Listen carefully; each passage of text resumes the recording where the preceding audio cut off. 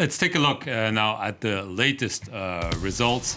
It's an interesting figure because we have an update in terms of votes cast. Votes cast, 25.6% for the new Popular Alliance, slightly ahead. They were neck and neck just a few hours ago. Now 25.2% for the Together coalition of Emmanuel Macron, 19.1% for the National Rally, 13.6% for the Republicans. This is obviously the votes. However, it does not translate into the projection in the number of seats, where we've seen that Emmanuel Macron's coalition is apparently going to get a majority. The big question is whether it will be an absolute majority. For this, you need to get more than 289 seats.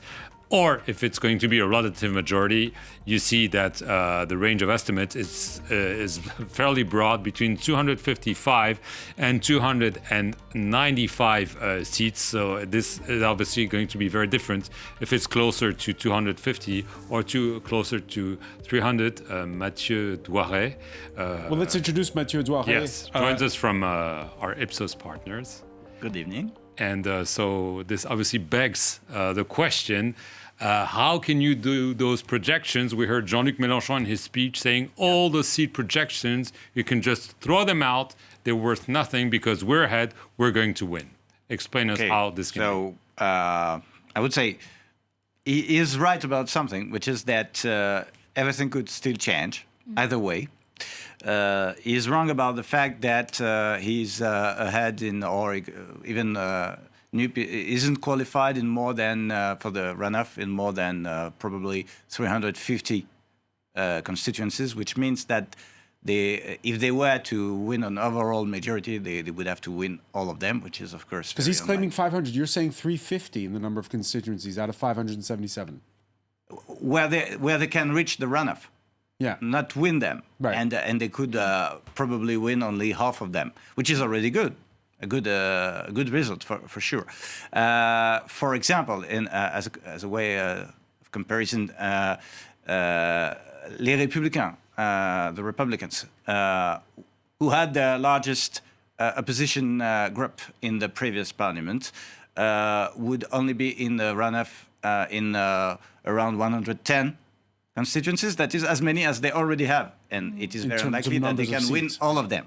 So what is obvious is that these first round's results reflect the shift to the right of the presidential majority, which is that whether it keeps an overall majority or not, more seats will come from right-wing voters than in 2017.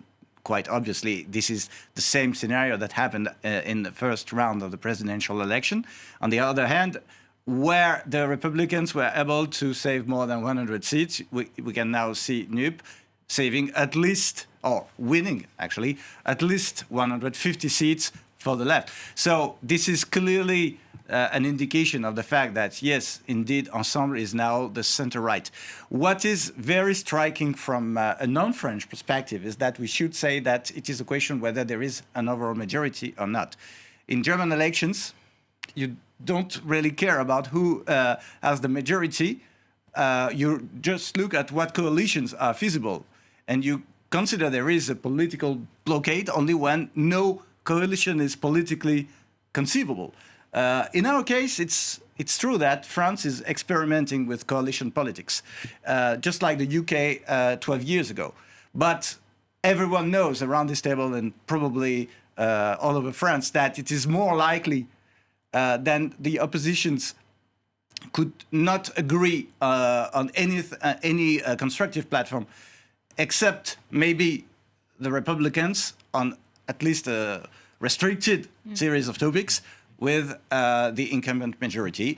And also, let us not... So you're saying a grand coalition is impossible in France? And a grand coalition is impossible. A center-right coalition has just got the majority. It's obvious that there is a majority for a center-right coalition, exactly the same kind of coalition that Boris Johnson, Angela Merkel, Berlusconi or Aznar could gather. Because what's interesting is even if the Republicans lose half of their seats, they're still kingmakers. Yeah.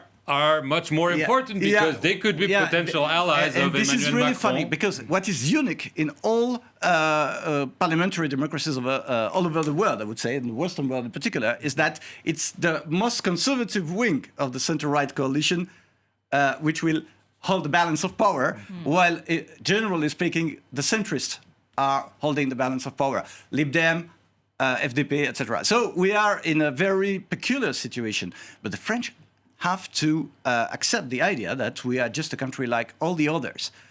We have a center-right majority because this is the elderly people who hold the balance of power because they vote twice more than the young. The young vote for the left, but they don't vote in large numbers enough. That's the way of life. That's why Merkel was able to stick to power for so long. This is also why Boris Johnson has been re-elected.